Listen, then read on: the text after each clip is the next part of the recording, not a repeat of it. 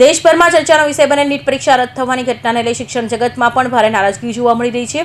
સુરતની પ્રેસિડેન્સી સ્કૂલના આચાર્ય દીપિકા શુક્લે આ મામલે કડક પ્રતિક્રિયા આપી છે. તેમણે જણાવ્યું કે વિદ્યાર્થીઓની મહેનત અને ભવિષ્ય સાથે કોઈ પણ પ્રકારનો ખેલ ખલાસ સહન ન થવો જોઈએ. પ્રેસિડેન્સી સ્કૂલના આચાર્ય દીપિકા શુક્લે જણાવ્યું કે લાખો વિદ્યાર્થીઓએ ખૂબ મહેનત અને આશા સાથે નીટ પરીક્ષા આપી હતી, પરંતુ પરીક્ષા રદ થતાં તેમની મહેનત પર પાણી ફરી વળ્યું છે. તેમણે કહ્યું કે આ વિદ્યાર્થીઓને ફરીથી પરીક્ષા માટે તૈયારી કરવી પડશે, જેને કારણે તેઓ માનસિક દબાણ અને નિરાશાનો સામનો કરી રહ્યા છે. દીપિકા શુક્લે વધુમાં જણાવ્યું કે પેપર લીક જેવા ગંભીર ઘટનાઓ માટે જવાબદાર લોકો સામે કડક કાર્યવાહી થવી જોઈએ. સાથે જ સરકારે ભવિષ્યમાં આવી ઘટના ન બને તે માટે મજબૂત અને પારદર્શક સિસ્ટમ ઊભી કરવાની જરૂર છે.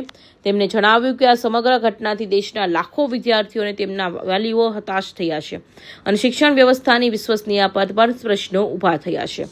હું કુમારી દીપિકા શુક્લા, આચાર્ય પ્રેસિડેન્સી સ્કૂલ. આજ રોજ નીટની મહત્વની પરીક્ષા રદ થયાના સમાચાર ખૂબ આઘાતજનક છે.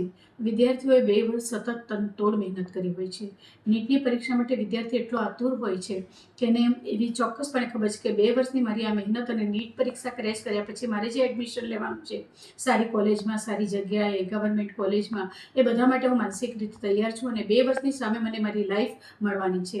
હવે આવી પરીક્ષાઓ જો આટલી ઉત્તમ ગણાતી પરીક્ષાઓ જો પેપર લીક થવાને કારણે રદ થાય તો વિદ્યાર્થીઓની અને સમાજની માનસિક દ્વિધા ખૂબ વધી જાય. અમે પોતે પણ આ બાબતે અત્યારે ખૂબ જ કન્ફ્યુઝ છીએ કે વિદ્યાર્થીઓને શું આશ્વાસન આપીએ, સમાજને શું આશ્વાસન આપીએ.